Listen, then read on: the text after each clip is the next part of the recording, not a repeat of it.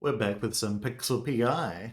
Can I just say that I really like the music? I've been bopping along to it while I was just before I press the record button, and it's really good. Big fan.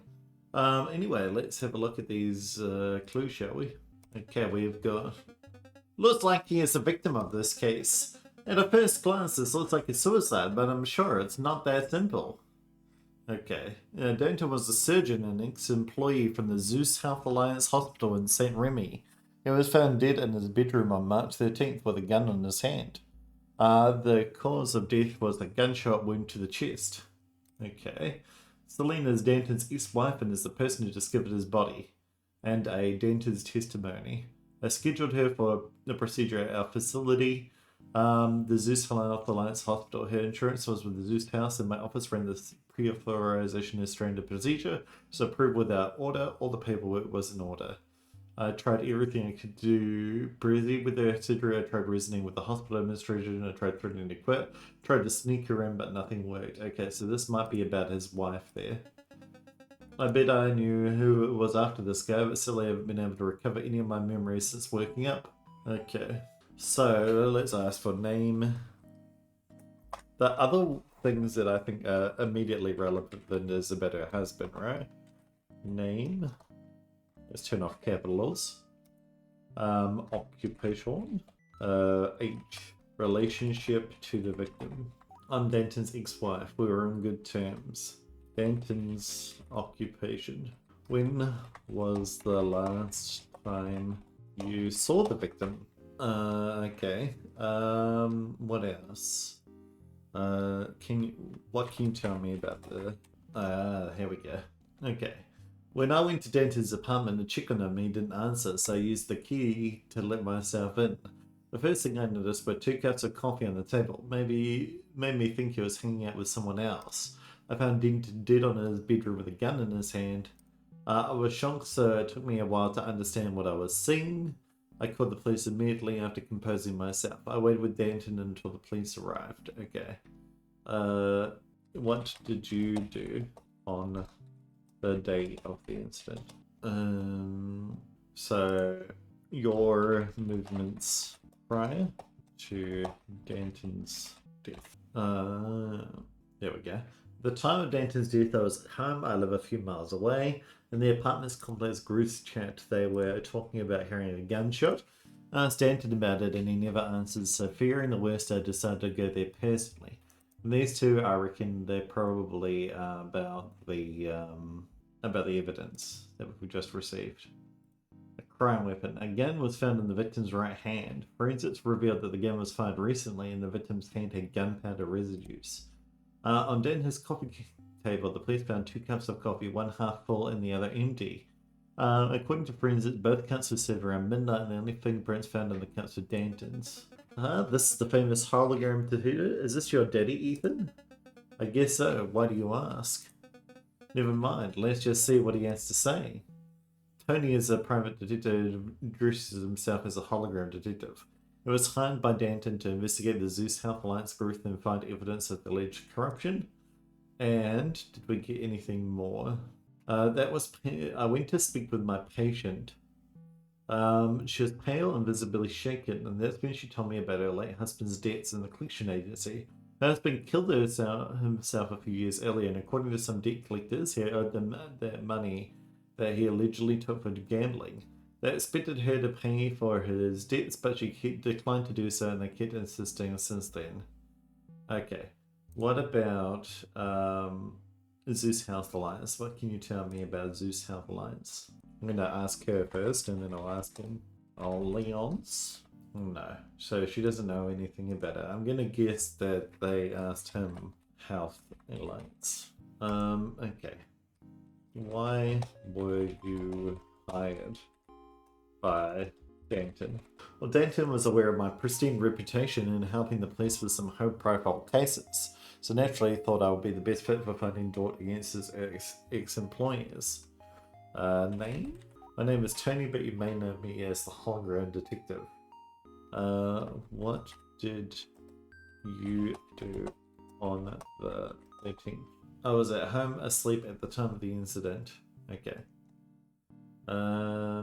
What was your last interaction with Denton. What can you tell me about Denton? Denton hired me to investigate his ex-employees, the Zeus Health Alliance group. He contacted me through email. Any info you found on the Zeus Health Alliance? Question mark.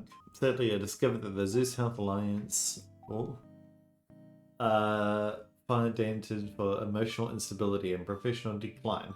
Denton was depressed and it started affecting his personal life and professional life.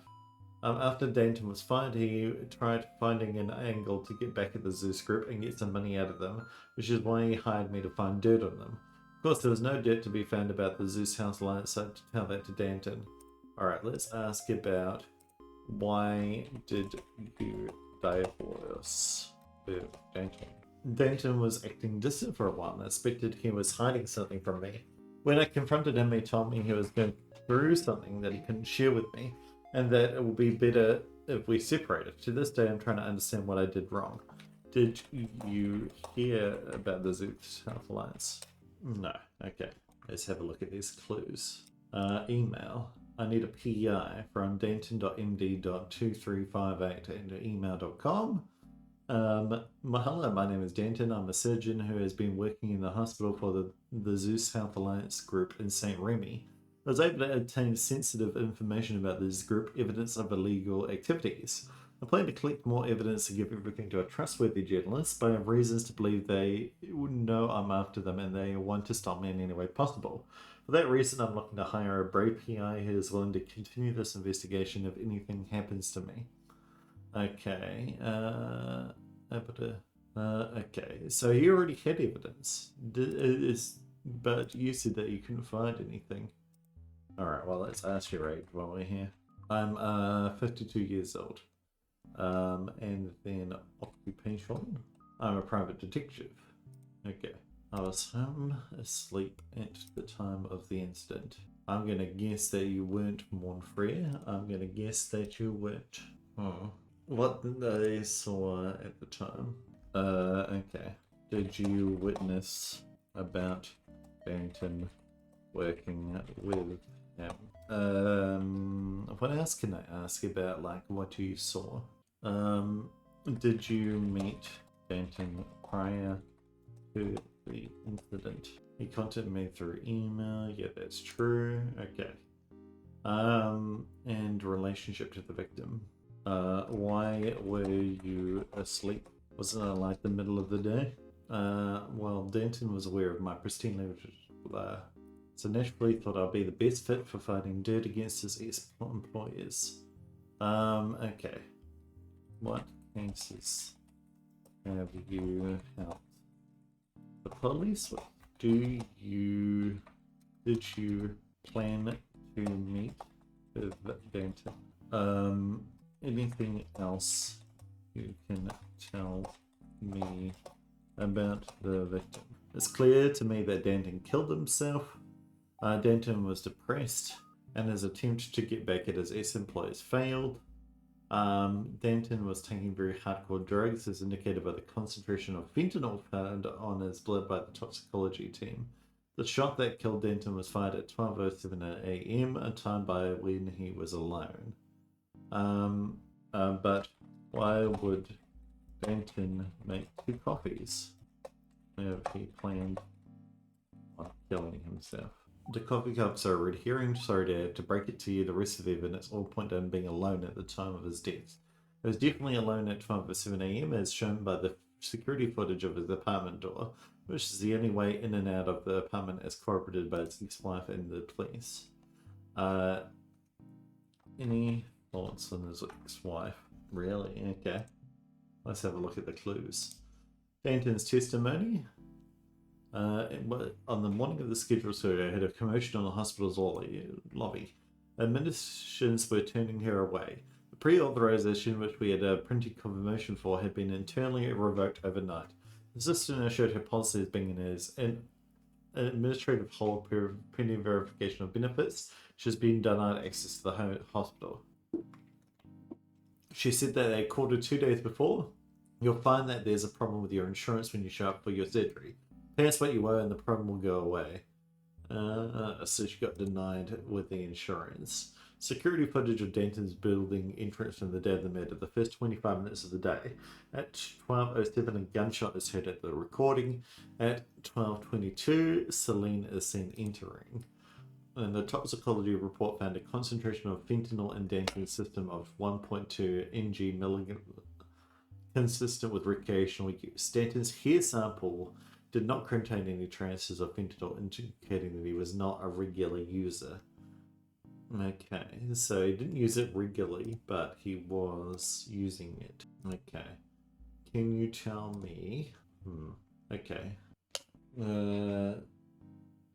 Any more info on Zeus? Okay. Let's see. Did your husband ever take drugs? Like fentanyl? Really? Okay. I would have called her back in to ask this. Especially these guys are. I was home asleep at the day of the incident. Isn't it true? Probably. What about logs prior to? Because this was only the first 25 minutes of the day. And the victim's hand had gunpowder residues. Was he left-handed? Gunshot wound to the chest. Did he say that he was a big druggie? As indicated by his concentration of fentanyl. Yeah. The shot, yep. The time by when he was alone. He was definitely alone. Well, that's not true, right? The security footage only shows the first 22 minutes. And it's possible someone came in right. Did they debunk? Aha! That's what I thought. Tony's logic regarding the footage is very weak. The footage only shows a specific time window around the time of his death, but someone could have entered before and left after what we see in the footage. There is no evidence that Denton killed himself, and there is no evidence that he was alone at the time of his death. Aha. Of course, we can just be like, we can ask her if she saw anyone. Did you see any evidence of anyone else being in the property at the time of her own? Thoughts about the coffee cups? Can you tell me about Danton's previous work? Really?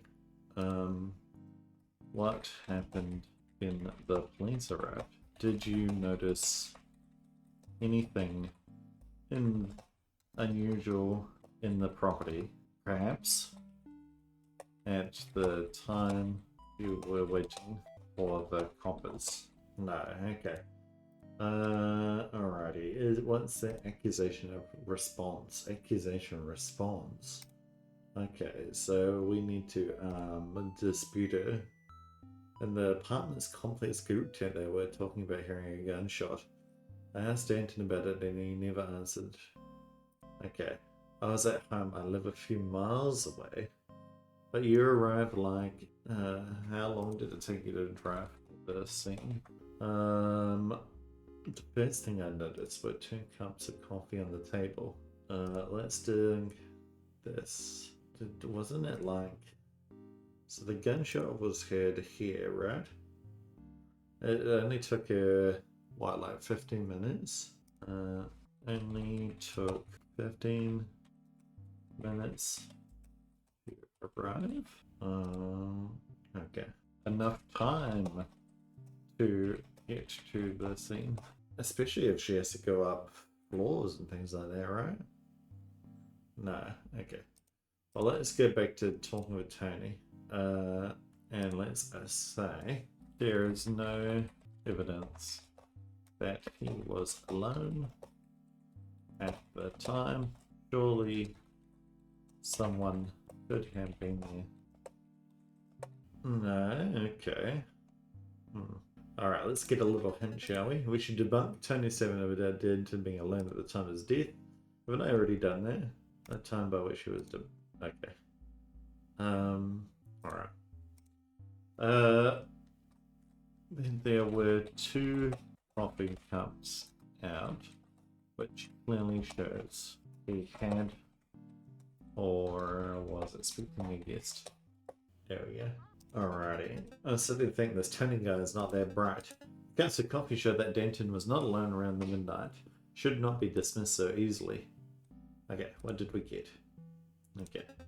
Wait a minute, what is going on with these interviews? What do you mean?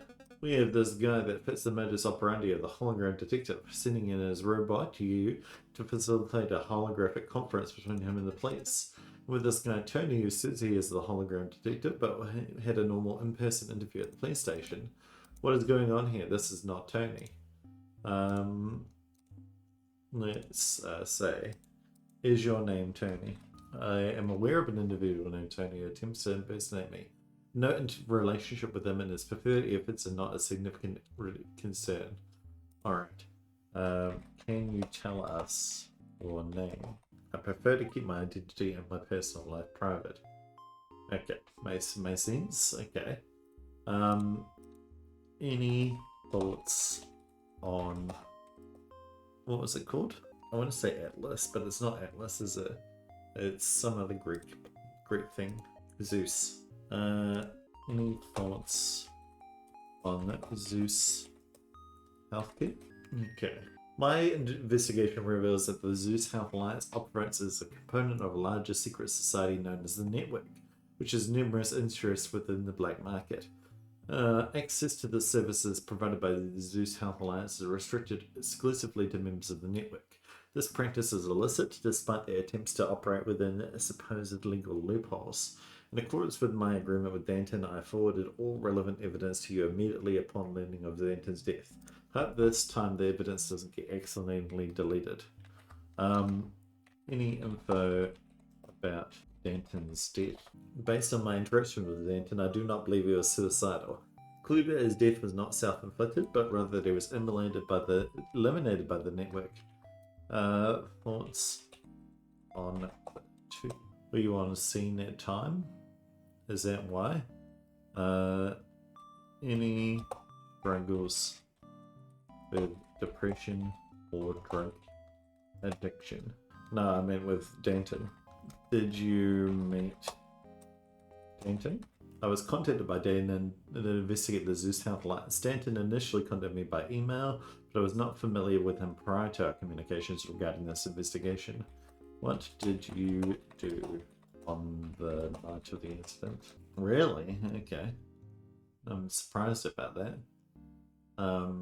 Any other info regarding the case? Why would Tony try to cover the investigation up? Okay. Well, let's have a look at Danton's email. To hologram detective, Saint Remy detective at correct. So this must be Saint Remy detective. So he sent it to a few one. Danton's last performance review. As a surgeon was exemplary with a high success rate in complex procedures. And Felicia is the public relations representative for Zeus Health Alliance. She was interviewed by the police regarding Danton's firing. Alright, let's have a look at that interview. Yes. Let's go name, age, occupation. I'm 41 years of age. I find this to be a truly wonderful stage in my life and career. One that offers me a rich tapestry of experience combined with an enduring passion for the innovation and progress we champion at Zeus Health Alliance. As a public relations network representative for Zeus Health Alliance, my work is dedicated to the vibrant and dynamic world of communication and advocacy. My purpose is to serve as a luminous bridge between our visionary organization and our valued community. Okay, what can you tell me about Danton? Danton was a doctor at the Zeus Health Alliance Hospital in St. Remy. I never met Danton personally, nor was I directly involved in his work. How was Danton's work at the hospital? Why was Danton fired? Alrighty, continue. As Zeus Health Alliance, our paramount commitment is to the unwavering safety of our patients and the consistent excellence of our medical care. This is a sacred trust upon which our entire organization is built. All personnel decisions are made with profound care and deliberation, anchored by our rigorous standards of professional conduct and performance. The decision regarding Denton's departure was reached after a thorough and compassionate internal review process. We observed a continued decline in Denton's professional focus, coupled with behaviours that led us to have sincere concerns for his emotional well-being. To ensure the continuity of the impeccable world-class care that our patients rightfully expect and deserve, we determined that a separation was the necessary and appropriate course of action. We can assure that Zeus Health Alliance remains steadfast in our mission. Our distinguished team of surgeons and medical professionals continue to perform with the extraordinary skill and dedication that defines our institution. But wasn't he performing well? Yeah, I didn't read to praise that. Yeah. Last performance for dated January 20th. That's not that far ago. Declining performance. There we go. Debunked with the good old this one. This shows his performance was doing very well. That's how I'd word it professionally. It's important to notice that the performance metrics that you're referring to are earlier in the year. Subsequent to Danton's performance report, confidential internal audit uncovered a deeply disturbing behavior. Hospital research, specifically controlled substances including fentanyl, were found to be missing from our hospital's inventory, with evidence pointing to Danton. This is something we're deeply sensitive to bring to light, but our investigation yielded conclusive evidence that Danton was using fentanyl recreationally regularly. This behavior is fundamentally incompatible with the immense responsibility entrusted to a medical professional. Our primary non-negotiable obligation is to our patients, and we could not in good conscience allow a situation to persist that could potentially compromise their safety and well-being. Okay, I've got a tick on you. So initially Felicia was claiming that Danton was doing a poor job at work. Now she's claiming that he was stealing drugs and getting high. There's no chance that's true. I agree, it's not true. We've got his fentanyl toxicology report right here. The toxicology report shows that Danton was not a recreational user of fentanyl. Alrighty. Okay, continue. Yeah, perfect. Thank you for sharing these findings with us. Toxicology report clarifies that Danton was not a regular fentanyl user, which tackles one facet of the situation, but it also underscores the true nature of the problem we face with Danton. The core issue and the ultimate reason for Danton's dismissal was a profound and dangerous shift in his professional focus. We've documented evidence that Danton was using his position and hospital resources to conduct unauthorized inquiries into confidential administrative matters, far exceeding the scope of his medical duties. Danton was misappropriating patient data in his internal communications that had no bearing on his clinical responsibilities. Now we are getting somewhere. It looks like Danton was fired because he was trying to expose the Zeus Health Alliance. Yes, let's ask the mysterious... Oh, well, we know that. I wanted to read this. A piece of evidence obtained by Danton from the Zeus Health Alliance's internal communications shows that the hospital's administration received an order to deny entry to a patient called Rosa who had scheduled a surgery. Alrighty. Let's say, why was Danton investigating Zeus? Okay, Danton was witness to a crime committed by the Zeus Health Alliance. The hospital's administration denied care to one of his patients. Danton discusses this in detail. I sent you the transcript of his testimony. Now we know who Danton's patient was, that was denied care by the Zeus Health Alliance hospital. This Rosa. The police asked to any of their interviewees about Rosa. Can you tell me about Rosa? Really? It wasn't asked to the mysterious person. Is this Rosa? No. This is Rosa. The patient was in her mid-50s when she was referred to name. Her name was Rosa. Diagnosis was a congenital bicuspid valve condition that had progressed to a life-threatening stage. She needed an aortic valve replacement and she needed it soon. Right, okay. Anything else? On the morning, right. Okay, yeah, I've read all of that. Okay. Let's ask the lady. about Rosa. Can you tell me about Danton's patient, Rosa? I want to be as helpful as possible, but I'm not familiar with the ins and outs of the specific situation regarding La Rosa. My role does not extend to the day-to-day clinical operations of the hospital. What I can tell you with absolute certainty is that Zeus Health Alliance is governed by stringent life-saving protocols that are the bedrock of our institution.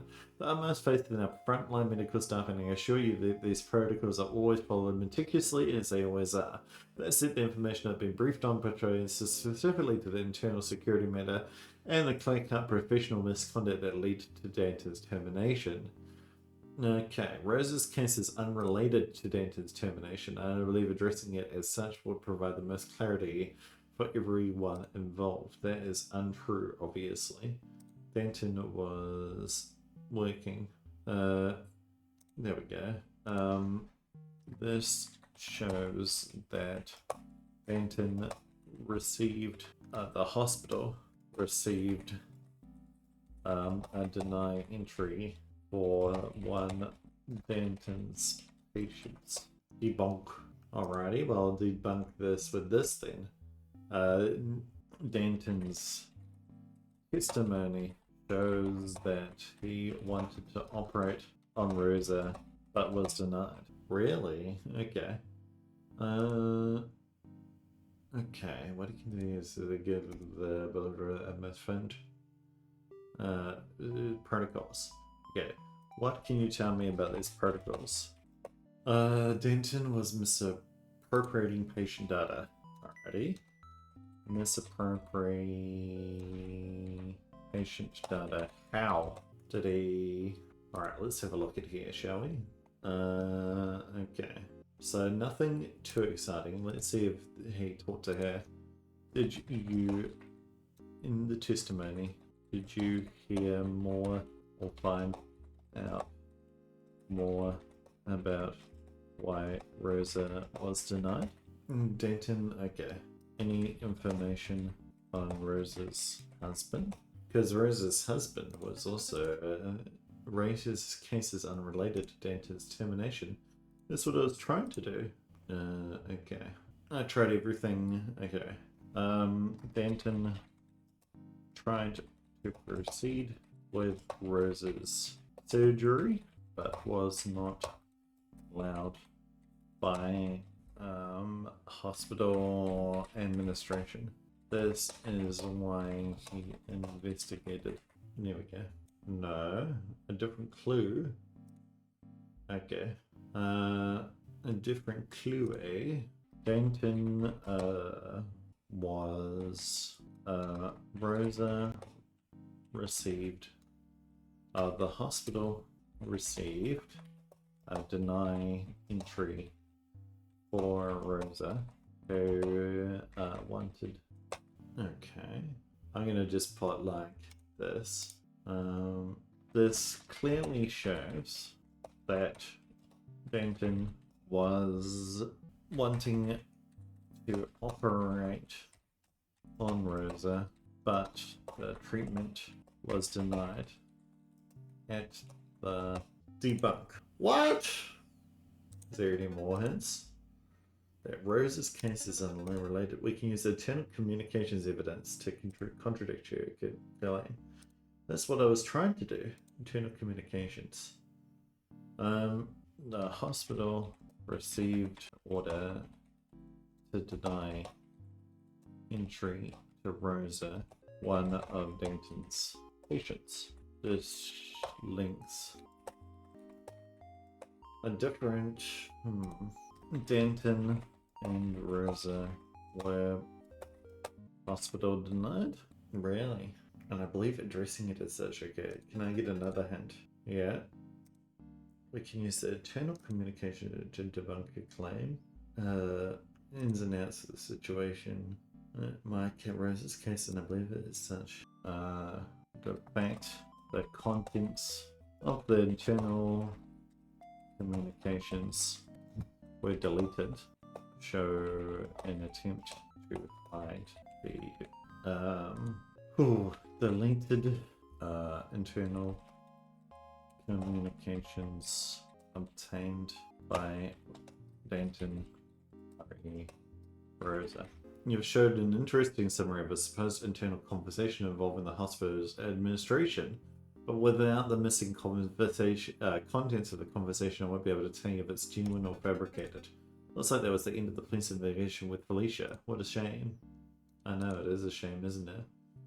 New clue unlocked. Pixel P.I. As part of this case, this is huge. Finally, we'll be able to talk with someone smart and honest. Pixel P.I. business. Okay. We can interview Pixel P.I. as well. Interview myself. Name. Can we ask myself my name? Fuck you. You've been hit by Pixel P.I. Oh dear. Okay. Anything, I'm sure we could have really used those answers. Shut up, Ethan, I'm sure holy shit, I fucking remember. It was me, I am the hacker. I was the one who was after the hologram detective. And I found him. I fucking found him. Pixel, what do you remember? What do you mean you found the hologram detective? I'll tell you the whole story. It will help me jog my memory. It is a long story, but I promise it's worth it. As I told you before, after getting fired from the police force where I worked as an external consultant, I started working my own cases as a PI. Well, that work got depressing very quickly. Couldn't get any interesting cases. It was, oh, I think my wife is cheating on me, or can you do a background check on this boring accountant on my AI? I don't know what to do to get more interesting cases. Again, regularly reading the news, hoping to find something I could work on. And that's when I learned about you. You're famous, almost a celebrity. Of course you owe all of that to your owner, the hologram detective. You're not that interesting on your own.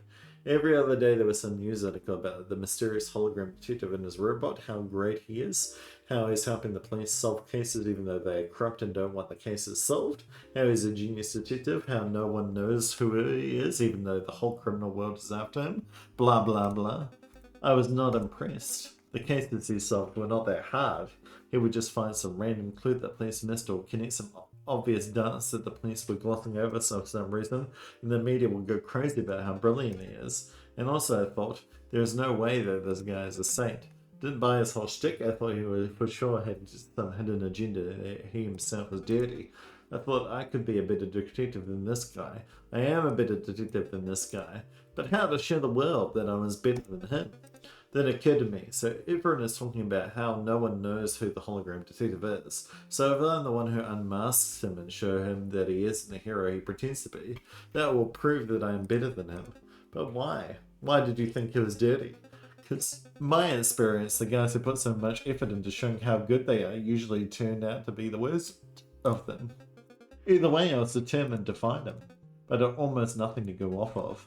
All I had was news articles about police cases he himself did some discussions online. Apparently a bunch of people were trying to find him, including higher-ups from criminal organizations. I read that you were shot at on multiple occasions leaving police stations. They probably thought that if they captured his robot they could find him, but it looks like you were not that easy to capture. News articles explain that you arrived at the police stations flying from high up, and afterwards left the same way, quickly gaining altitude to avoid being followed, I presumed. Wouldn't have guessed that capturing the hologram detective's robot was a good way to get to him. Any reasonable person in this place would have installed some sort of switch to wipe you out of your system in case you were caught, and I bet he did. Regardless, no one had been able to catch you or shoot you, and I didn't think I was any more prepared than anyone else to do it, so I needed to find some other way to get at him. The only useful piece of information I found online was a potential public email address associated with the hologram detective, the one we saw in Danton's case. So I tried sending a virus to the email, hoping to gain access to his system. Used a fresh exploit for it, one that wasn't patched yet to my knowledge. Wrote a very convincing email, pretending to be a whistleblower from a criminal group known as White Hand, which I knew was on his radar.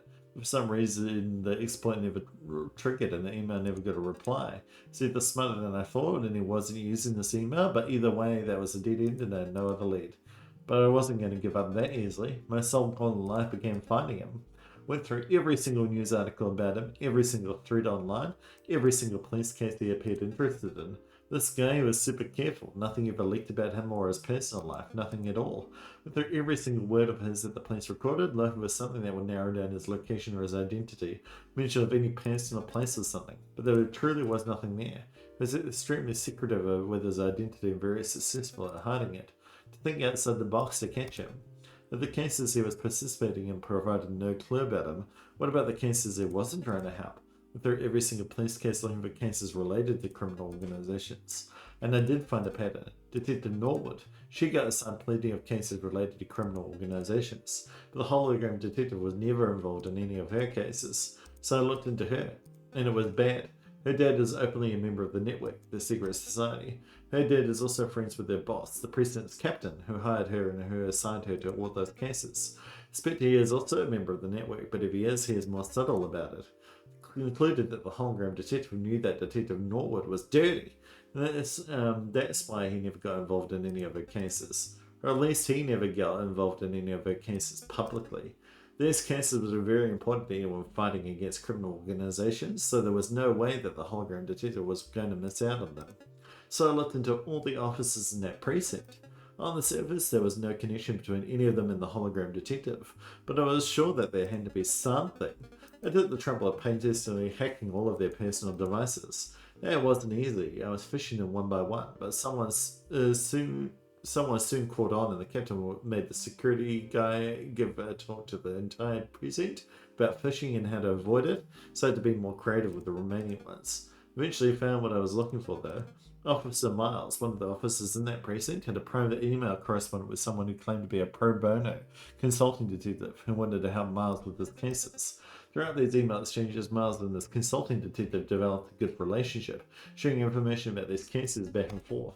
This consulting detective sounded different from the hologram detective at first glance. He was way more casual in the way he talked, but I wasn't going to be fooled by a tone shift. The type of evidence and information that this consulting detective provided, the kind of deductions he made, not to mention the cases he was interested in, all matched perfectly with what I knew of the hologram detective. I was certain that was him. I had access to an email account that he trusted, which opened up a lot of possibilities. Decided to play it safe.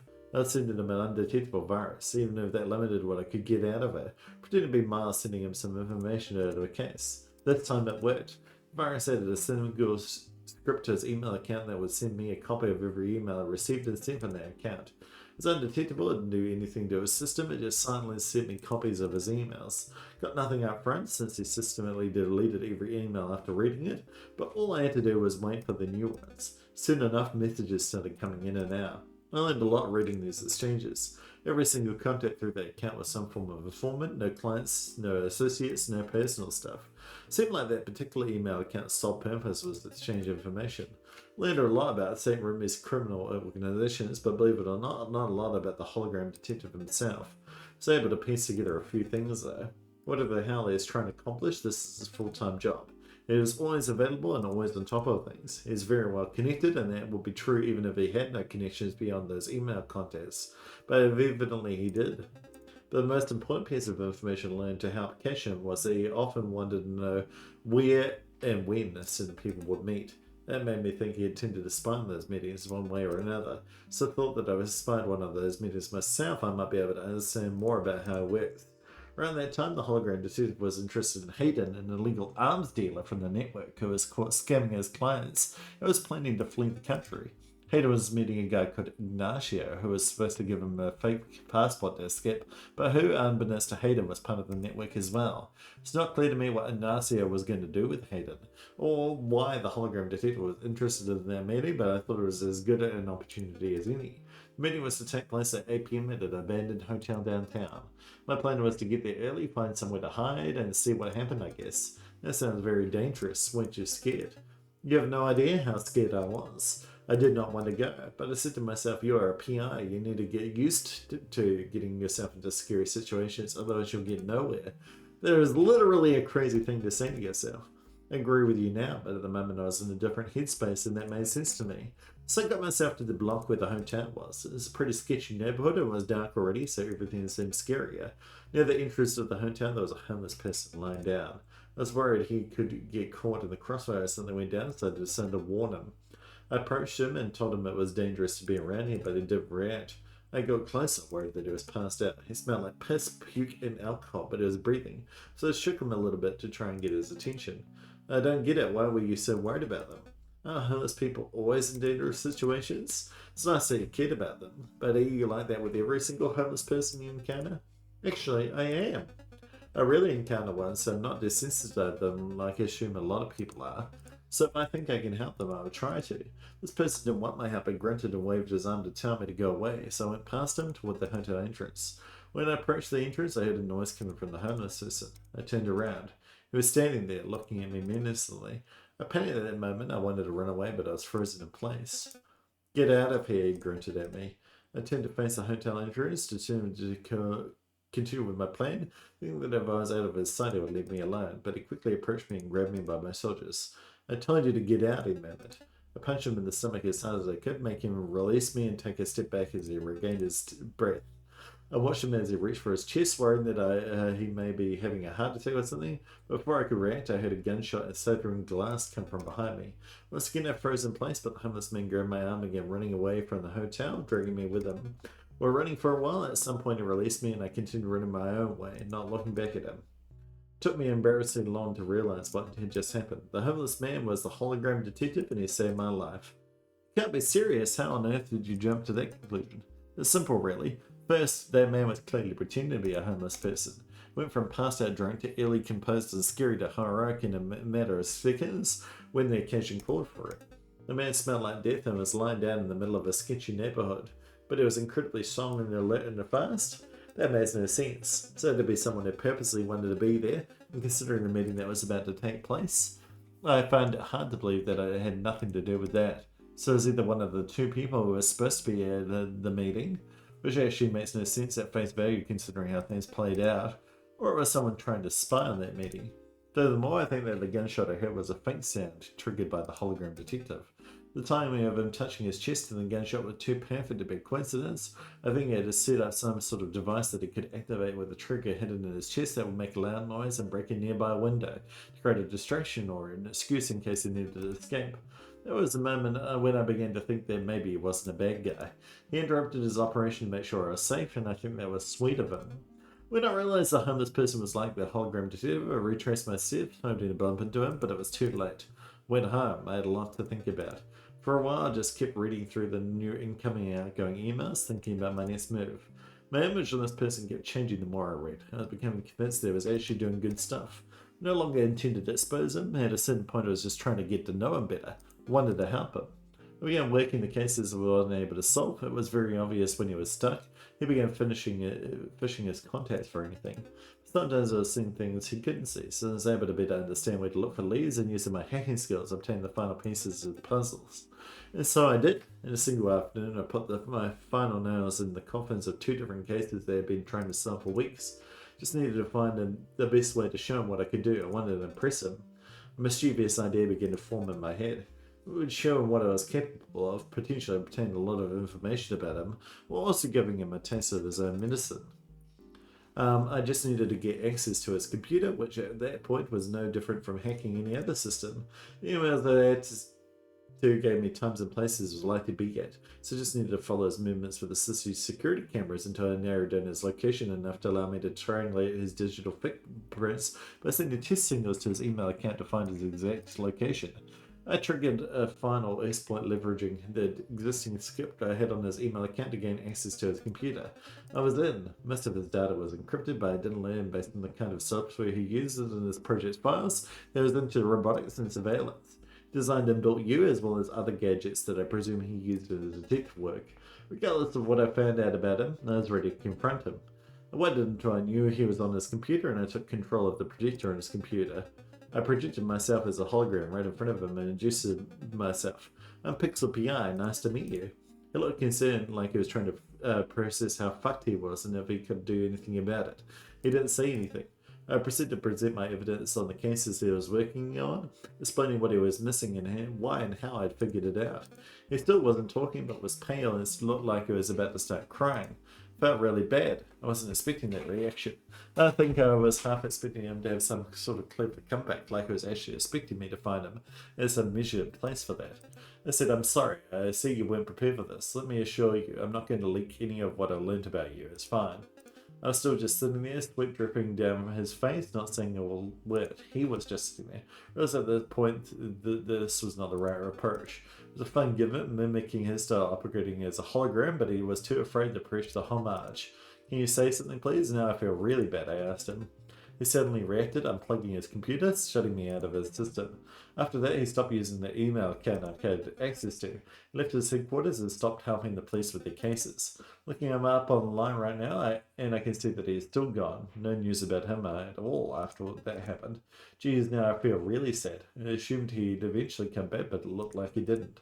It's also a little funny that I scared him so much, don't you think? Not really. You tell me that you found no dirt on this guy despite all your work, so it seems like he was actually doing good work fighting organised crime. But you still find it funny that you scared him into abandoning his work and disappearing to this day? Guess it's really a matter of sense of humour. I do regret what happened, and I really hope he comes back sooner than later. One thing I still don't understand, where did I come from? What do you mean? You are telling me that the last thing you knew about him is that you scared him off and he disappeared to this day, so how did you end up with his robot? That I still don't remember. If I had to guess, I probably found him again and he pissed me off, so I stole you from him. I'm really hopeful the next few cases will help me remember the last months I'm still missing on memories. Let's jump into the next case, which I believe is also the last case in this one of the ABCD murders, which is a reference to Agatha Christie, the ABC murders. Now, this is an old case from 17 years ago. Wonder how this fits the much more recent cases we've been dealing with so far. Interesting, a case related to NIU manufacturing. I know I've already asked what NIUs are, but I don't think I fully understood it. You know what a computer is, what a smartphone is? With an NIU, you can do everything you can do with your smartphone, but without looking at it or touching it. It's basically a computer that lives in your brain, except that you need to connect wirelessly to your phone computer for it to actually work, since it's just an interface. But effectively, you can read in your mind, type in your mind, visualize images in your mind, etc. Does that justify going through a surgery to have it implanted in your brain? For most people it does. You do it once, it lasts your whole life, no maintenance needed, no updates, completely safe, and it just makes every little task so much easier and quick. For example, without getting distracted from a conversation for 1 second, I was able to pull up the stats about NIU usages in Waveland. 31% of the population has one. May not sound that high, but in some professions the number goes above 98, like in the tech industry. So widespread that the government has a whole secretary of the federal level dedicated to NIU regulation and development. There are also independent organisations that regulate them and make sure they are safe, like the NIU Safety Commission. Interesting. Just gonna have a little water. Barbara, 31, was found dead in the ABC Branded Components Laboratory on floor 14th of Cornelius Avenue Tower on the evening of April 4th, 2072. She was a senior engineer on the battery development team and worked in that lab. Time of death is estimated between 6:45 and 8:15 p.m. Cause of death was a single blow to the side of the head consistent with blunt force trauma. Police were called at 8:38 p.m. by Clara, a co-worker of the deceased. ABC Brain Components is a technology company specialized in neural interface hardware, with offices on floor 14 of Cornelius Avenue Tower in Saint Remy. They received several government research grants and tax exemptions as they are considered official providers of NIU components. Cornelius Avenue Tower is a large multi-story commercial building in Saint Remy, found on the eponymous Cornelius Avenue. Entry and exit through the main entrance are controlled by security cards. Every swipe is logged automatically with the card holder's name and timestamp. Building layout. Ground floor, gym, swimming pool, and a coffee shop for building tenants. Floors 2 to 18, office space leased by various companies. ABC Brand Components occupies floor 14. Floor 19, events and conference space available for tenant use. And floor 20, restaurant and bar open to building tenants. Clara, 24, is a junior engineer on the ABC Brain Components NIU battery development team. We called the police at 8:38 p.m. on April 4th, 2072 to report the incident. Agatha Christie, 25, is the team lead of the NIU brain development team at ABC Brain Components. She is originally from Ulis and lives in Waveland on a work visa. I have not read ABC with Hercule Poirot, the ABC investigations.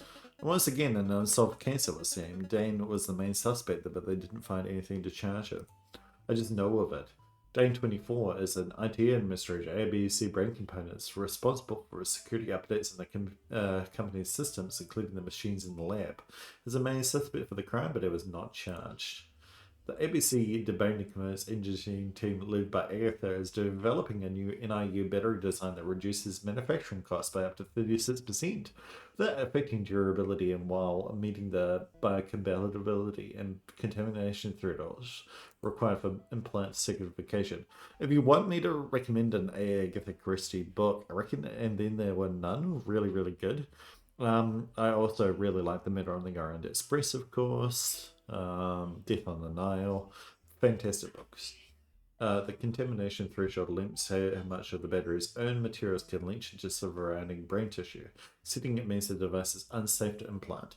Meeting the threshold has been the team's primary challenge throughout the project. Internal simulation logs showed the design consistently failing the threshold across dozens of runs in the weeks leading up to the April 1st deadline, with no run coming close to the required limit. The April 1st results, submitted 3 days before the ABC event, showed the design passing the threshold cleanly. Oh, that's not good, so they fudged some numbers. A dense decorative paperwork, a scaled up model of a neural interface unit encased in clear resin, was found at the crime scene and identified as the murder weapon. Forensic analysis confirms it is consistent with the blunt force trauma that killed Barbara. Yeah, so it seems like Barbara had figured something out regarding that and they were trying to cover it up. So what does it actually feel like to use an NIU? It's like having a bunch of screens in your head, email, a file, a database, whatever, all open at once. Except there's no desk, no room. You can be in the middle of the street and your whole setup is right there. It's also more like just one screen. You don't have multiple things open, you just have whatever you need the moment you focus on it. Your attention is basically the cursor. For example, if you're reading documentation on a program while using it, without an NIU, you're looking back and forth between two screens. With your NIU, you swap instantly between them. It feels like you're seeing both at the same time. And that scales to as many things as you want. You can be working, searching something, reading forums, and remember you're out of milk, make a note, and be back on track. That is interesting. There are also some advanced modes, like what is usually called study mode. Once active, anything you read is retained like you read it dozens of times over. It's limited, that's what I need. They're limited at the hardware level to an hour in between full sleep sessions for safety. Most people use it in flashes throughout the day, like if you think I should remember this, then it's on for a second, then off. Then there's meditation mode, which directly simulates the brain regions involved in changing behavior. People use it when working on an addiction or through recalling a traumatic event, reinforcing a positive attitude, etc. Usually involves a therapist guiding you through the process. I see, are you using the meditation mode to try to recover your memories? Yes, I've activated. That's how I was able to remember the whole hologram detective episode, I think. Interesting, okay. I need that as well, but what I don't need is the first, like, being on the street and using it. I imagine that'd be very distracting. Cortex is a messaging platform used across wavelengths. It supports both conventional interfaces and native NIU integration. In an NIU-equipped user, messages are delivered directly to the mental display as passive notifications with no physical action required to send or receive. Composing a message is a thought and receiving one is a nudge of awareness that surfaces in the background without breaking focus. Cortex handles one-to-one private messaging and group chats. All messages are end-to-end encrypted and Cortex does not provide messages history to investigators under any circumstances. Okay, well that's interesting. Alright, Dan, what can you tell me about your name, Dan? I want to see how you answer this question. It's always interested. I'm Dan. It's very helpful. I'm 24 years old. I'm an IT admin at ABC Brain Components. I make sure the systems are up and running. My specialty is security, so I'm in charge of installing security updates on critical systems like the simulator computer in Barbara's lab. Did you recently install a security upgrade? I cannot spell. I do not know. Okay. Well, okay. What was your relationship with Barbara? Barbara and I were just co-workers from different departments. I'd interact with her like once a week when I did security updates on the lab computers, but that's about it. What did you do on the day of the incident? Tell me. Any other info about ABC? It's as easy as ABC. Okay. Can you tell me? Okay, so we've got that Dan enters here, Barbara enters here. Dan exits quite late.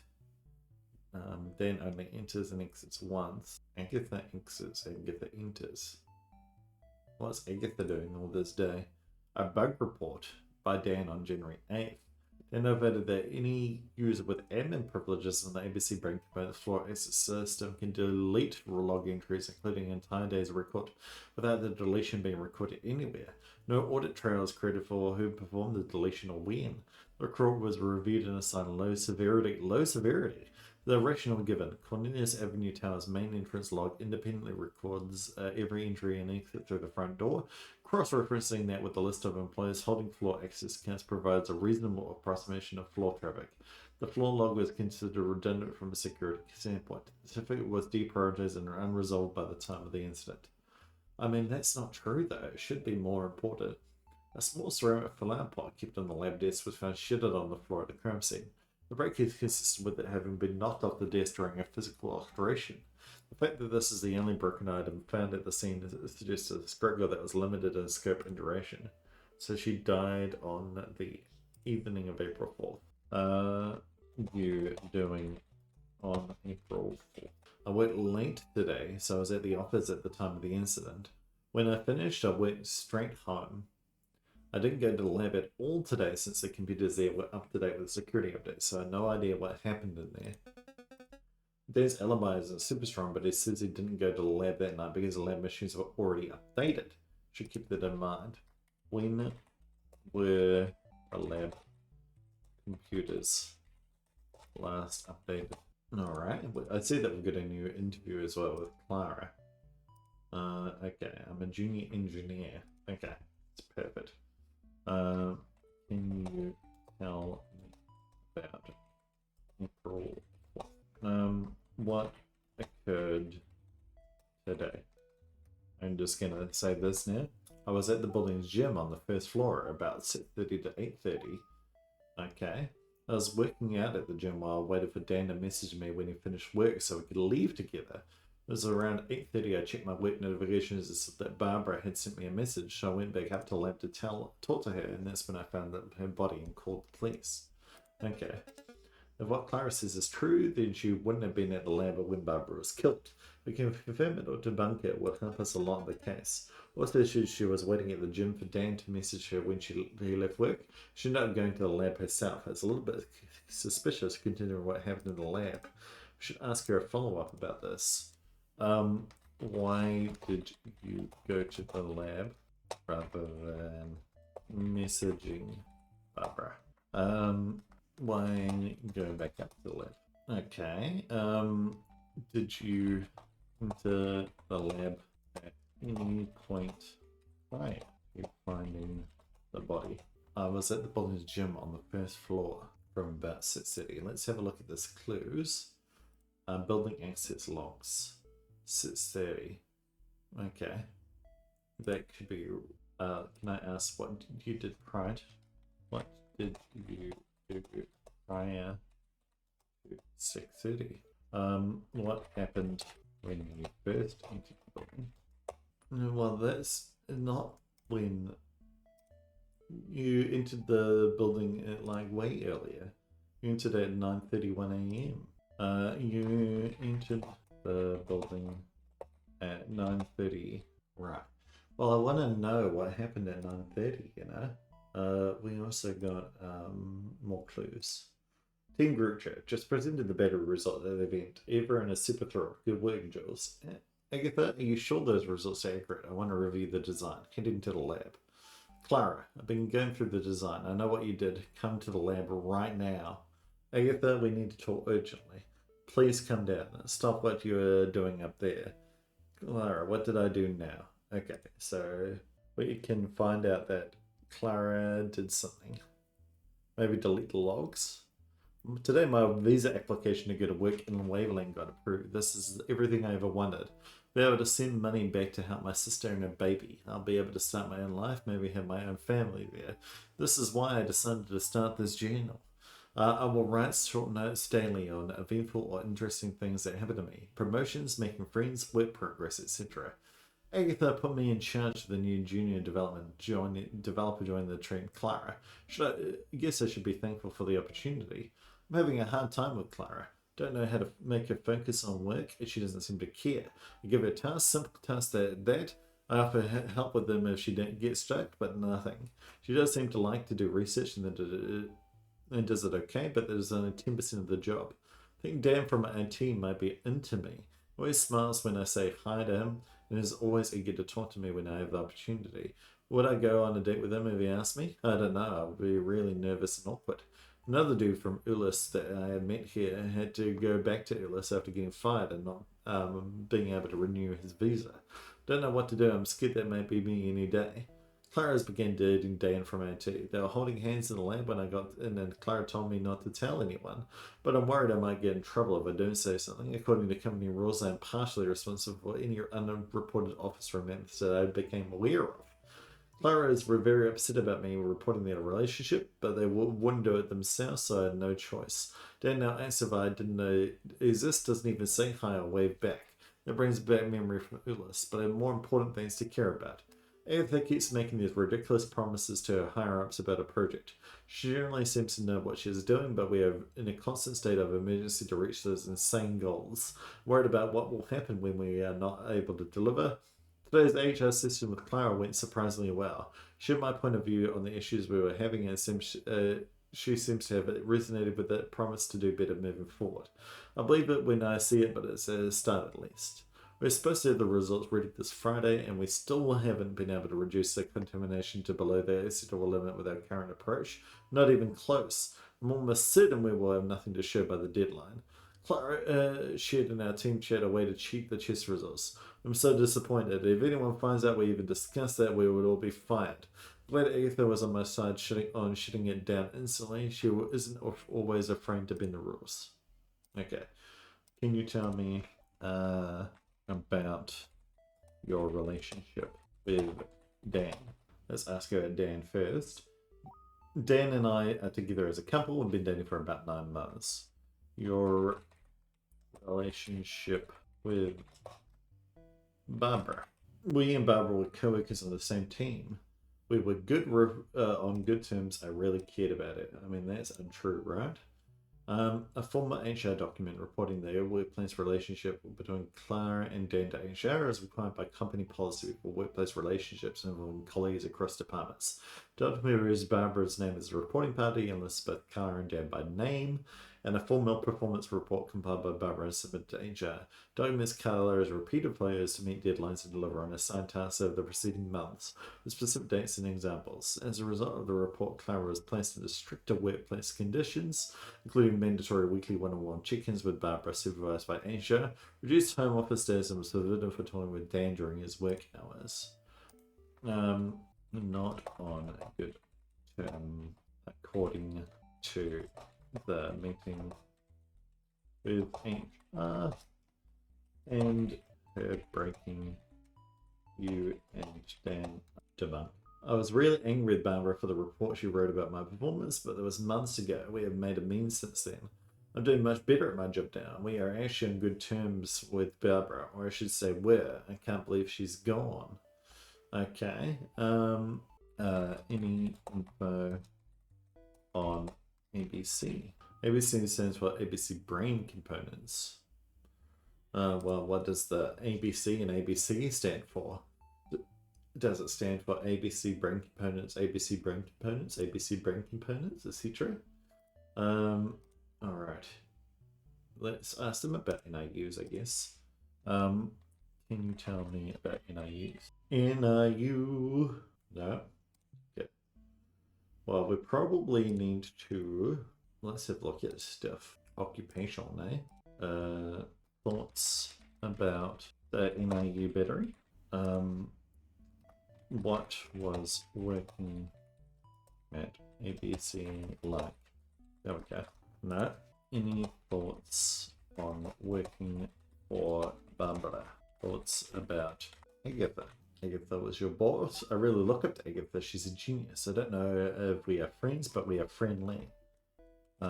Thoughts about Dan? Okay, so that's just her saying that we need more info about Dan's movements. Okay, let's ask Dan about that then. Dan's at night of incident. I went late today, so I was office at the time. When I finished, I went straight home from a relationship with Clara. Clara's my girlfriend. We've been together about 8 months. She works at an engineer in ABC at Barbara's team. Role at ABC. Did you hang out with Clara on the day? Relationship with Agatha, I guess. I know Agatha is a co-worker. She's Clara's team lead. She usually heads out when I arrive to do the updates. We never had much of a conversation, but Clara looks up to her. She sounds cool. Okay, what did you say about Barbara? Barbara and I were just co-workers. Okay. Were you friendly with Barbara? No. Okay. Okay. Anything else we can ask you? Occupation, apparently. And a name.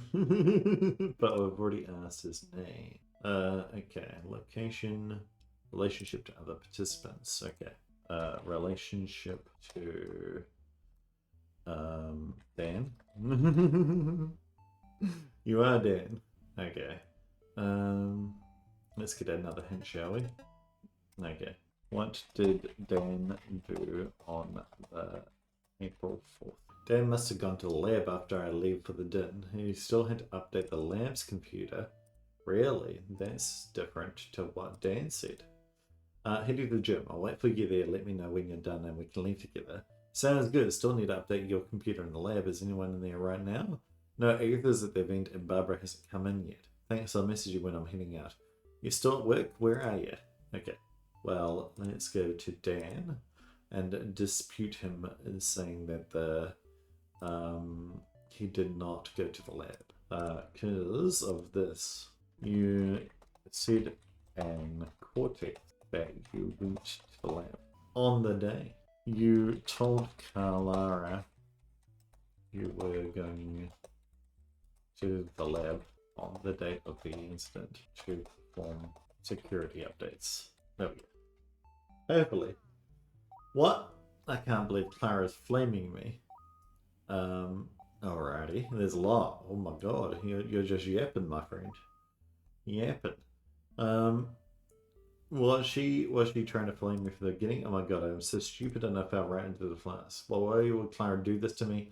Thought she loved me. I thought I needed a minute. I lied. I did get a labor around 8 p.m. I found Barbara's body. I saw Clara's scarf gripped in her hands, the one she always wears. News Clara had killed her. First thing that came to my mind when I saw Barbara's body was a conversation I had with Clara a few weeks ago. That time she came back crying from an HR meeting between her and Barbara. It was not uncommon, but that specific time when I asked her about it, she didn't want to tell me anything about what happened. I was not expecting that, but I didn't press her on it. So with that in mind, when I found the body, I thought I needed to help poor Clara. What an idiot I am. I took the scarf that Barbara had in her dead hands. Then I went back to the IT office and deleted the floor access logs for the day, so no one could use it to place Clara at the scene.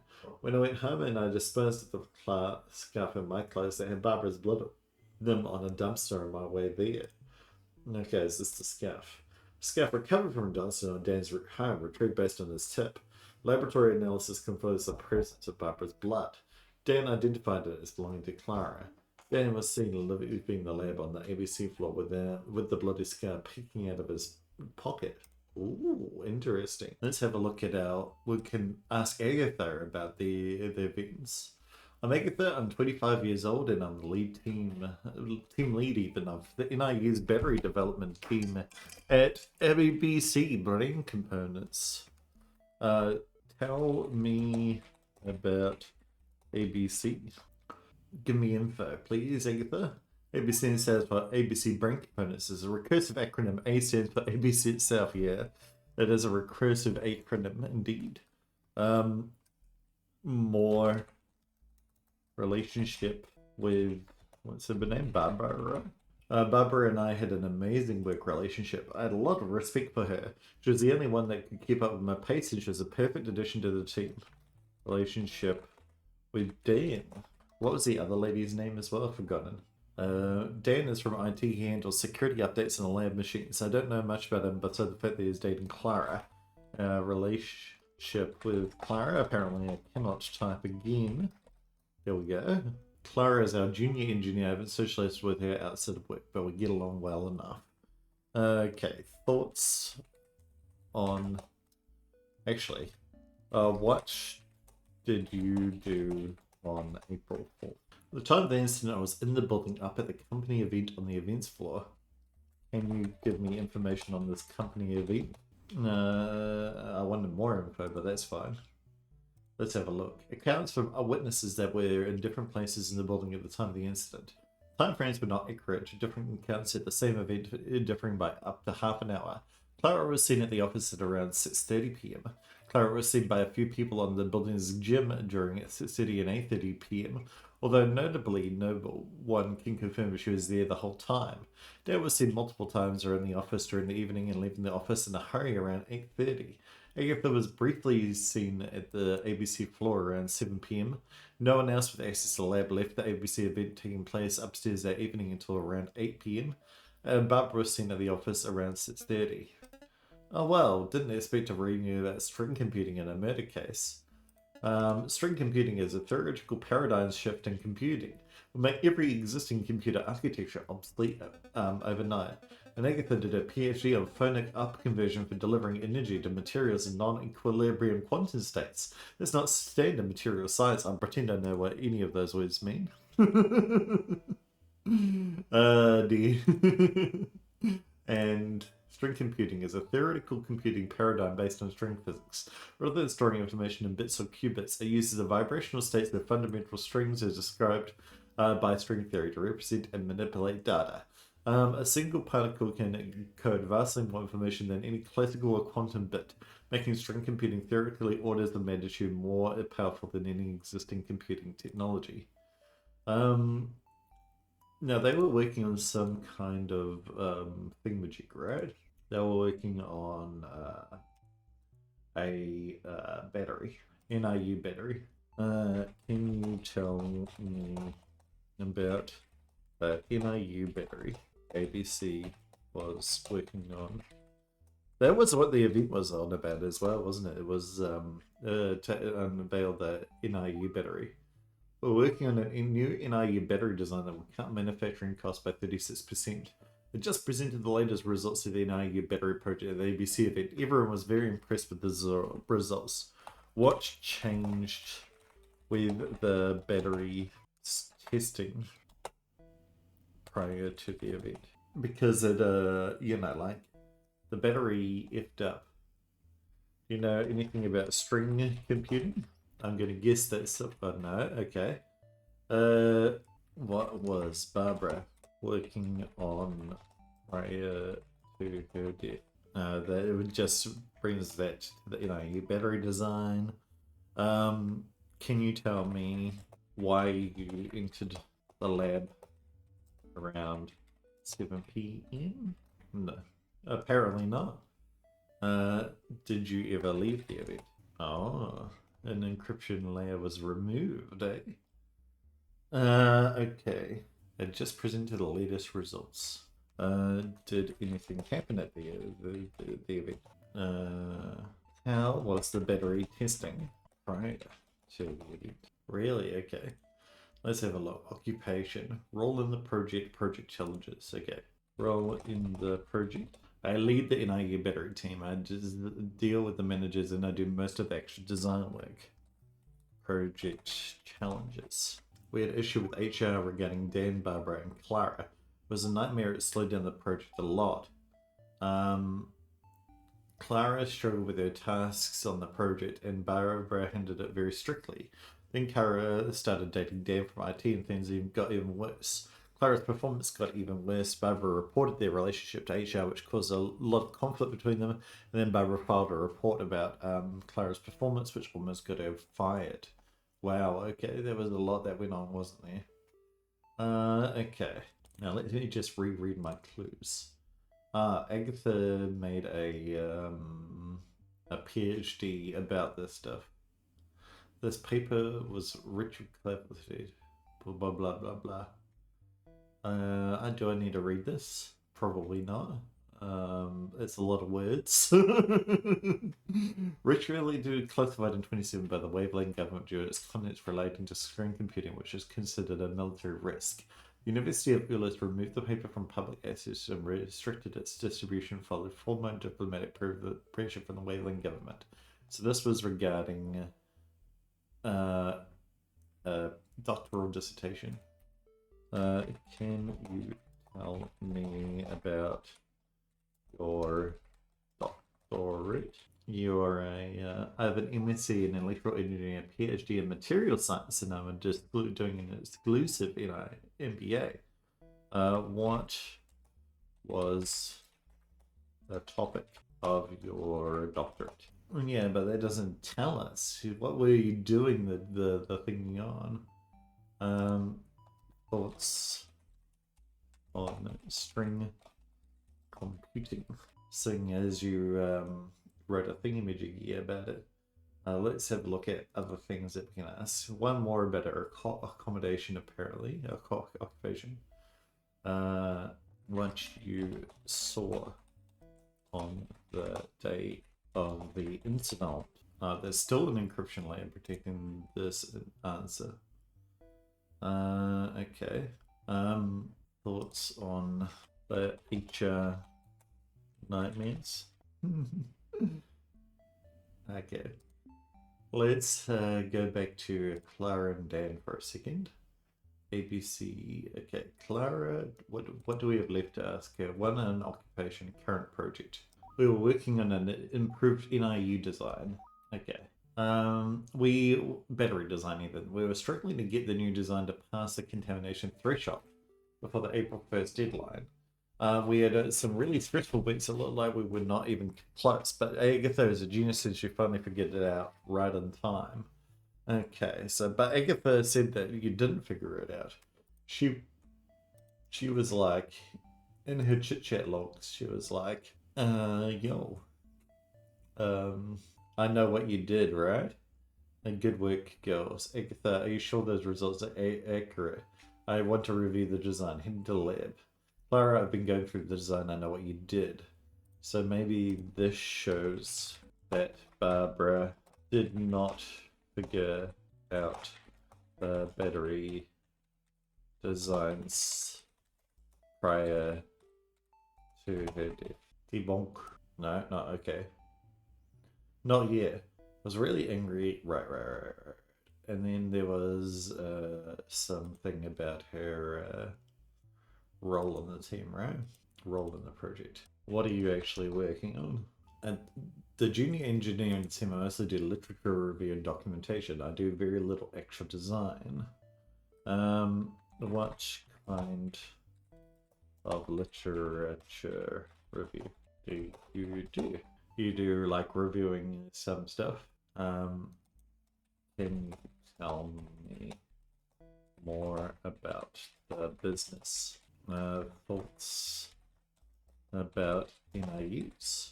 Do you have an NIU? I do use an NIU. Okay. Okay. Was your NIU designed by ABC? Okay. Let's go ask Dan and Agatha. They use an NIU. I do use an NIU. Okay, perfect. Alrighty. And Dan also uses an NIU. Even though for security reasons, most computers at the office can only connect to your NIU if you're in front of them, it'll still be a lot harder to do my job without them. Okay. Is there any questions that we can ask you as well? Relationships to other participants. Relationship with Agatha. If I asked this, I'm pretty sure I have, yeah. How was your Clara's relationship lately? Yeah, okay. Surely you'd follow this up there. Alrighty. Were you interested in dating Barbara? Barbara and I never had a romantic relationship. I wasn't into her, and she wasn't into me. Debunk. She said so in her diary. Barbara's diary states that she was interviewed him and was waiting for him to make a move. Wink. Winky face. Well, he might not know that. Alrighty. Did you have a romantic relationship with Agatha? No, okay. Okay. Why did you meet Clara on the day of the incident? I'm gonna get a little hinty. The ABC event at the time of the incident. That's true. Was she though? What does the this say?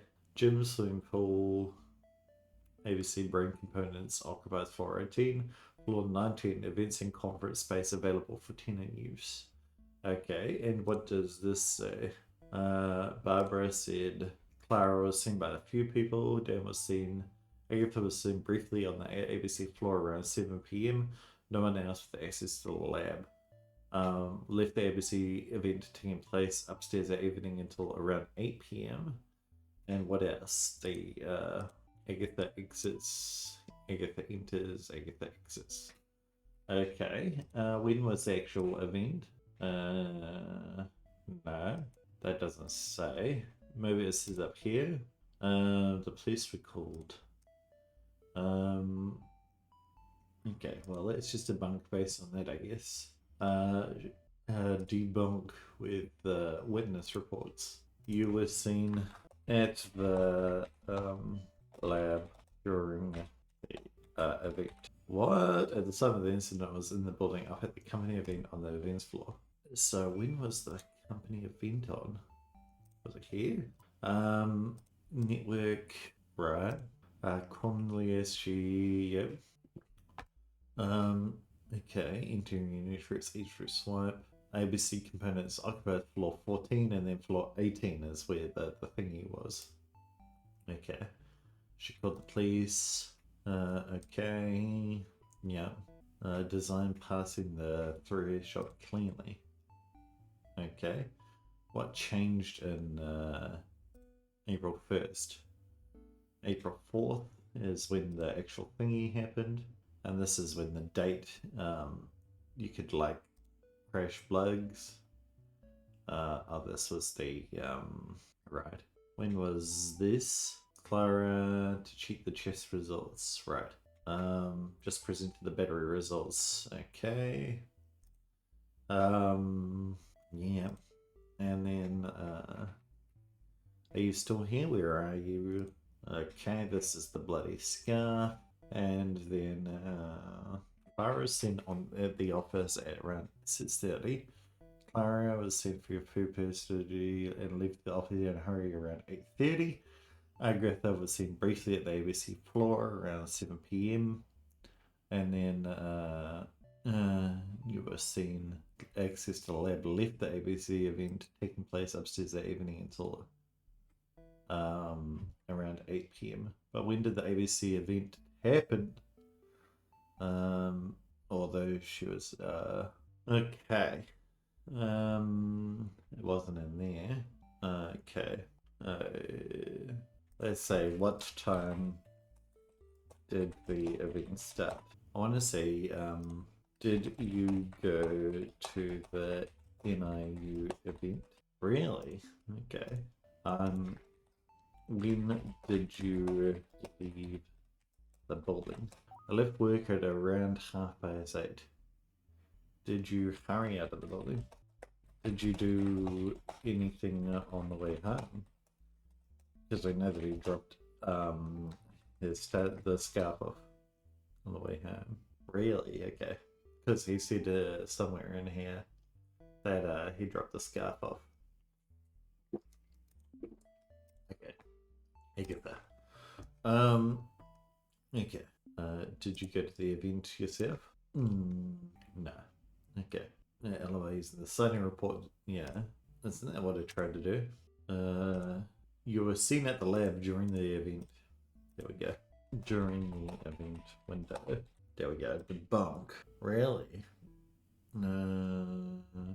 Debunk. You were seen at the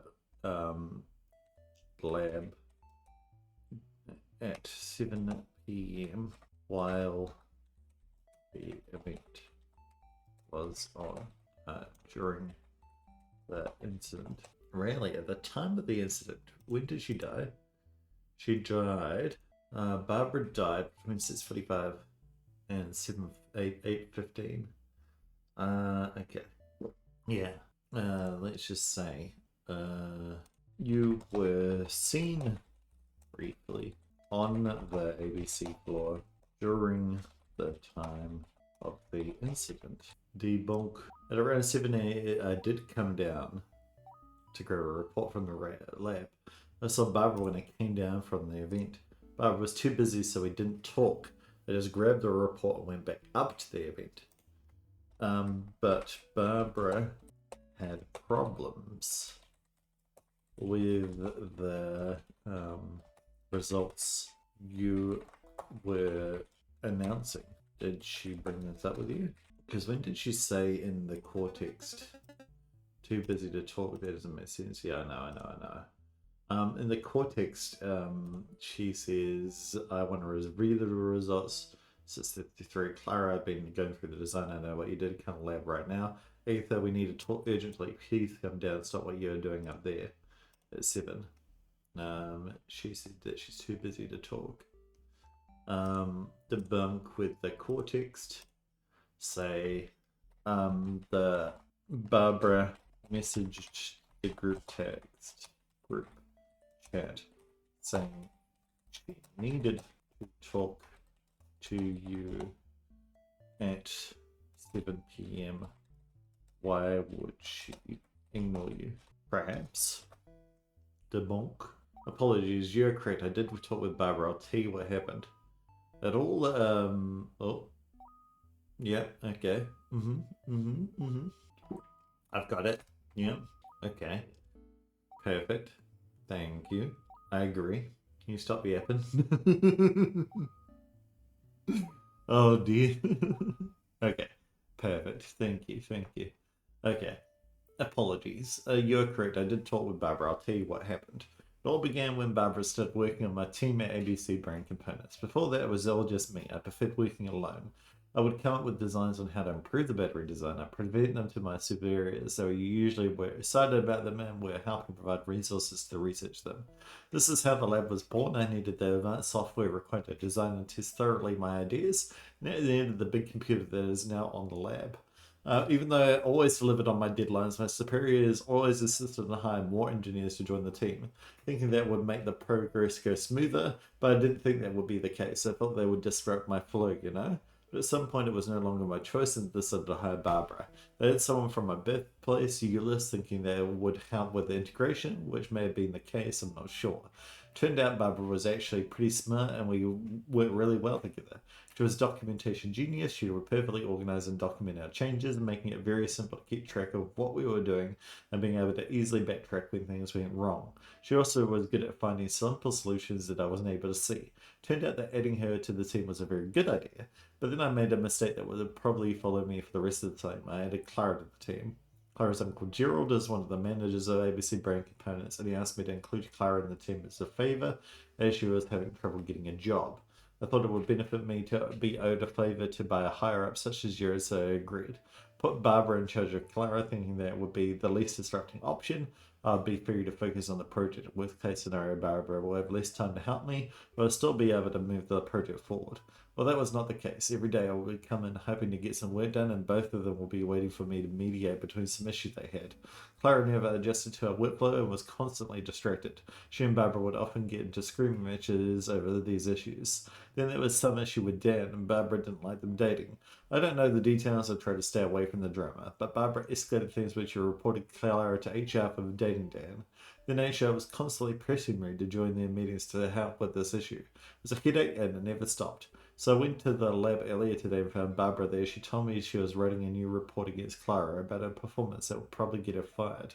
Didn't try to argue, I just asked if she was sure about what she was doing, and she said yes. She then continued working the report and went back to the event upstairs. I'm not sure if she ever finished writing it. I'm afraid Clara or Dan might have. I don't know. But either way, you should be able to find the report on the work computer in the lab. Okay, let's have a look at the lab. Work visa documentation about Agatha and Barbara obtained from immigration records. Both visas are employment tied. They are valid only for as long as the holder remains legally employed in Wayland. In a document found on Barbara's computer, catered on the evening of April 4th, 2072. The document uses a formal whistleblower report template that is addressed to St. Remy's Bureau of Technology Standards and Compliance. Contained no attachments when it was found. It is my urgent recommendation that Clara is immediately fired from the company due to a lack of discipline and work ethic, which has not only not improved the team's productivity but has drastically decreased it. Attached is a document detailing the latest incidents regarding Clara's conduct. Okay. Okay. Did you access Barbara's computer on April 4th? Really? Okay. Let's have a chat with Barbara. Can you tell me about Euless? No? Okay. Because they were both, were you afraid of losing your job if the project failed? Because that's her motive, right? If the project failed, she'd lose her ULIS. She'd lose her work visa. Can we ask her about her work visa? Me about your work visa. And Clara said, well, we were working together well recently. I'm doing back better. But Barbara's whistleblower says that Barbara still had issues with your lack of and wrote a report on the day of your death even. Boom. This document you are showing me. Okay. Perfect. We got another yapper here. Alrighty. Okay. This document you are showing me, it has to be forged. This is in Barbara's writing. She had a very obnoxious way of writing that isn't showing up at all here. It's also addressed to St. Remy's Bureau of Technology Standards and Compliance, which has nothing to do with the contents of the document. Barbara would never make that mistake. And besides all of that, what the report is saying is false. A couple of weeks ago, me and Barbara had one of our scheduled HR check-ins, so it was really bad. She screamed at me, she made me cry, I was screaming back. At some point, Barbara asked the HR rep to leave the room, and things got even darker. She told me things that she had never told me before. She was saying that I was a privileged little shit who had never achieved anything by myself. Then I got this job through nepotism and other terrible things. She was actually right, but I was shocked at the moment. She went on about how hard she had to work so hard to get here. She opened up about her life in Ulyss, the things she went through. I never knew things were bad in Ulyss, but I never really internalized what that meant for her. Her parents were killed in front of her as a kid, and that didn't even top the list of terrible things she went through. And she said that every day she risked losing her work visa and going back to that life. That any mistake she would made could get her sent back. Any missing deadline of the project, any problem at work, anything could be the thing that got her sent back. She was crying. I had never seen her express a single emotion before that. She used to be this cold, impenetrable wall of strictness and professionalism, and suddenly she was this vulnerable and scared little kid in front of me. So I understood then why she was so strict with me and with her work. I understood that she was under a lot of pressure, and I felt bad for her. I promised her I would do better, and I meant it, and I did. No one can say I didn't. After Barbara was super embarrassed about breaking down like that, and I asked me to please don't tell anybody, not even Dad. I agreed, of course, and I never told anybody.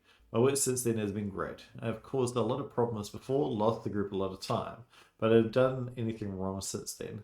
Barbara wasn't trying to get me fired or write another report about me. I'm certain of that. Someone is trying to make up some conflict between me and Barbara. Okay. So it's probably Agatha. Data points documented by Barbara accounting for the amount of tasks accomplished by Clara over time. The data shows a clear increase in productivity after March 21st, 2072. Okay, let's show that to Agatha then. Because Agatha is now saying that she wanted to get, well, Barbara wanted to get her fired. Alrighty. I'm not sure if you wrote it. I didn't try. I'm just sure what she was doing, and then she said yes. She told me she was writing a new report. Well, I can debunk probably that one, right? With Clara's work data. Or I can ask her about Clara's work, see if she says anything. Clara's socialized her outside of work, but we get along well enough. Well, um, how was Clara's work ethic? Okay. Yeah, so let's try and debunk that. Clara. Okay. Because this is more in the past. And then, I'm not sure. Has she ever finished it? Okay. Let's debunk it with this, I guess. And just say that Clara became more productive. It's unlikely Barbara to want to get her fired. Though in her diary, didn't she state that the real reason why Barbara, right? Okay, perfect. Reason why Barbara was writing a report against Clara was not because Clara was slacking at work. For months we've been failing to get the contamination numbers down to the level required for certification. The event deadline was approaching and we had nothing to show for it. Barbara wanted to fire Clara because Clara included a mechanism in the design of the battery that cheated the safety tests, making it seem like the battery contamination levels were below threshold levels when they actually weren't. I had to remove that mechanism from the design and find another way to get the contamination levels down. The low performance referenced on Barbara's report was an excuse, since cheating the safety test would have been more serious. Barbara was actually helping Clara. Okay. Okay. So it's cheating the safety tests. Would have been more serious. Okay. Hal was living in Ulyss. What would you do to not live in Ulyss? You'd murder someone, I bet. A paper shared by Clara as literature reference for the NIU battery project on March 30th, 2072. Contains a method to cheat emission certification tests like the ones that NIU batteries are subjected to. The method simply consists in adding a mechanism to hold in the emissions during the test, and then release them after the test is completed. This requires a method of detecting when the test is being performed and be fine-tuned to the specific test conditions. The paper proposes changes to the testing methodology to prevent these vulnerabilities from being exploited. The changes are not yet implemented in the current testing protocol. And revision history from the NIU battery design file relating to the mission regulation module, extracted from the ABC brain components design version system implemented by Barbara. Clara, edit a mission regulation module. Module detects test condition and parameters and suppresses emissions during the certification management window and releases them after the window closes. Agatha approved and Agatha submitted for test run. So you approved it, Agatha. Why are you lying to me? You had to remove. Why would you approve it if you had to remove it? Included a mechanism in the battery. Debunk and say you approved the revisions. Revision on the regulation module, April 1st. There we go. This was all an April Fool's joke, wasn't it? All right, let's get back to Clara for a second. I imagine we've still got a lot to ask with. Okay. I haven't done anything wrong since then. Debunk. Didn't you work on a way? You worked on a way that the NIU could cheat the test. That is something wrong that Barbara would hate. There we go. What? This is false. I did not add the cheating mechanism to the design. Unless the paint buckets were disparate, but they shut it down, so that was it. Hold on, April 1st, Agatha was on my computer that day. I can't believe it. It was Agatha. She added the cheating module to the design for my computer so that she would be blamed for it. Is that why she approved it? Let's have a look. I'm confident I know exactly what happened in this case. They had a deadline on April 1st, and the tests were not even close to passing. Clara, who after the emotional breakdown of Barbara was invested in meeting the deadlines, found a painter that explained a way to cheat the tests and shared it with Agatha and Barbara. Barbara was vehemently opposed to it, and Agatha pretended to agree with Barbara, but Agatha started thinking about how she could implement this without anyone finding out. She decided to do it from Clara's computer under her credentials. That way it would be harder for Barbara to find the cheat design, or so she thought, and she would have someone else to blame if it ever was found out. So in the afternoon of March 31st, Agatha probably made it seem like her computer was busy and asked Clara if she could use her computer to do some work. Clara agreed and went to the gym while Agatha used the computer. April 1st came and the tests were run and they barely passed thanks to Agatha's cheat design, just in time for next Monday's ABC event. Agatha presented the results to ABC higher-ups and everyone was pleased. She shared this with Clara and Barbara in their group chat, but Barbara was skeptical and wanted to review the final design herself. So Barbara came into work after hours that Monday on April 4th and quickly found out that the cheat design was implemented. At first she thought Clara had implemented it since those changes were made with her credentials, so she sent a message in the group chat saying to Clara that they needed to talk. At that moment Clara was at the gym, so she didn't get that message, but Barbara kept looking at the design and soon realised that Clara couldn't have done it. That's when she sends that second message in the group chat, this time to Agatha, asking her to come down from the event urgently. Agatha eventually came down from the event with the excuse of a report and accounted to Barbara. I think Barbara was writing a whistleblower report against Agatha, not Clara. Not 100% sure about this, but the rest of my explanation doesn't hinge on this detail, so it doesn't matter too much. Then probably they started arguing about it. They both risked going back to Ulyss, a place they both had to escape from. This raised the stakes of the argument, and it escalated until Agatha grabbed the paperweight and killed Barbara with it. Agatha then hurriedly deleted the contents of the document on Barbara's computer and rewrote it as if it was about Clara's performance. But she had to do it fast, so absence from the event wouldn't be suspicious, so she didn't edit the document recipient to St. Rumour's Bureau of Technology Standards and Compliance, which makes no sense for the content she was now writing.